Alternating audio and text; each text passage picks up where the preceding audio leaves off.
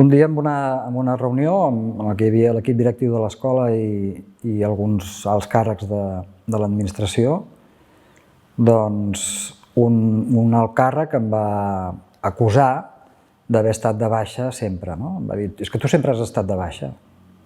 I amb un to bastant desagradable i amb certa agressivitat. I això, primera, que no era cert, perquè dels 17 anys que jo portava en aquella escola, els últims 3 havia començat a tenir algunes baixes intermitents i sempre m'havia reincorporat durant el curs altre cop a la feina. Per tant, el que deia faltava la veritat i, a més, el to era molt agressiu, i molt d'un retret que no em mereixia per enlloc. Quan vaig decidir de fer reducció de jornada, en primer lloc vaig haver jo no volia que s'ho prenguessin com que ho feia perquè no em poguessin fer fora o perquè... Llavors a l'empresa vaig proposar fer una innovació de contracte i reduir les hores. Llavors això no els hi va agradar, em van dir que no. Llavors, com que tinc la sort que tinc fills, doncs em vaig poder reduir la jornada laboral. Però clar, si no hagués tingut fills no ho hauria pogut fer. I jo crec que les empreses s'haurien d'adequar a les necessitats de les persones. Quan una persona no pot caminar bé, doncs se l'ajuda, se la posa en cadira de rodes i s'adequa al lloc de treball a les seves necessitats. Doncs jo crec que una persona requereix per temes de salut reduir l'horari, també se l'hauria de poder ajudar en aquest sentit.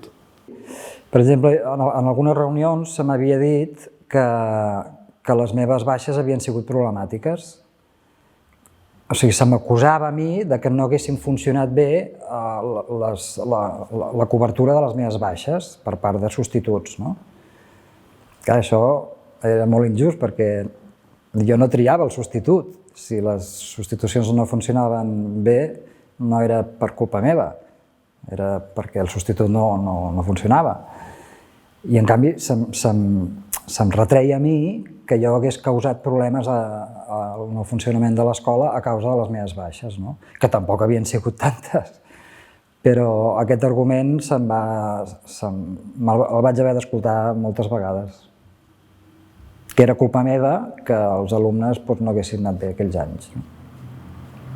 En un dels darrers treballs vaig tenir un jefe que tenia una actitud molt paternalista en plan negatiu, m'infantilitzava, em relegava a treballs molt menors del que jo realment estava formada i això minvava molt la meva autoestima, fins al punt que vaig tenir una crisi i em va despedir. Quan vaig realitzar una revisió salarial en el meu cap, vaig manifestar la meva insatisfacció perquè portava 2 anys amb el meu sou congelat. I bé, al meu cap, en lloc de donar-me algun motiu normal de per què no se m'havia pujat el sou, no li va fer massa gràcia que jo li demanés un augment i em va dir que